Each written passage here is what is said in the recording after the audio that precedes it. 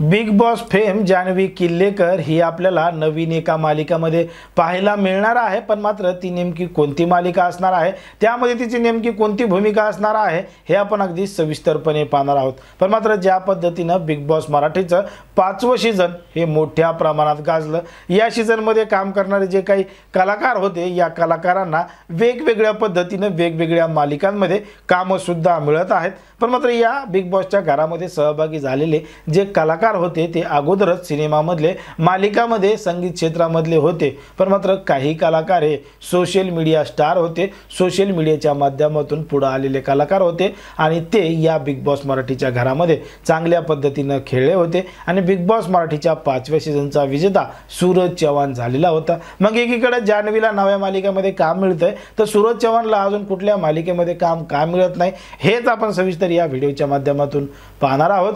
पण जर तुम्ही अजूनही आपलं चॅनल सबस्क्राइब केलं नसेल तर लगेच सबस्क्राइब करून घ्या आणि बाजूला असणाऱ्या बेल नोटिफिकेशनला सुद्धा ऑन करायला विसरू नका।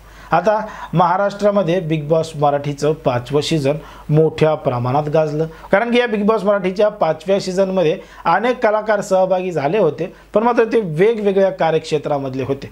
काही जण मराठी हिंदी चित्रपटसृष्टीमधले होते, काही जण रियालिटी शोमधले होते, काही जण कॉमेडी मालिकेमधले होते, काही जण संगीत क्षेत्रामधले होते, तर काही जण हे सोशल मीडियामध्ये प्रसिद्ध झालेले होते, सोशल मीडिया स्टार होते। आणि या बिग बॉस मराठीच्या 5व्या सीझनचा विजेता social media star Suraj Chavan सुद्धा झालेला होता। जेव्हा सूरज चव्हाणनं बिग बॉस मराठीचं 5वं सीझन जिंकलं, त्यानंतर त्याला अनेक मोठमोठ्या घोषणा देण्यात आल्या, मोठमोठ्या पिक्चरमध्ये, मालिकांमध्ये याच्यामध्ये काम देऊ असं सांगितलं। केदार शिंदे यांनी त्याच्यासाठी नवीन चित्रपटसुद्धा बनवायचं ठरवलं, पण मात्र त्याचा मुहूर्त अजून नेमका ठरलेला नाही की नेमकं शूटिंग कधीपासून चालू होणार आहे आणि प्रत्यक्ष काम कधीपासून सुरू होणार आहे। आता सूरजला जरी चित्रपटामध्ये काम मिळालं असलं तरी इतर कुठल्या मालिकामध्ये मिळालेलं नाही असं आपलं एकंदरीत या ठिकाणी वाटतं। पण मात्र बिग बॉस मराठीमध्ये जी भांडकुदळ होती आणि जी एकदम आगाऊपणा करायची किंवा खलनायकाची भूमिका साकारत होती ती म्हणजे जान्हवी किल्लेकर।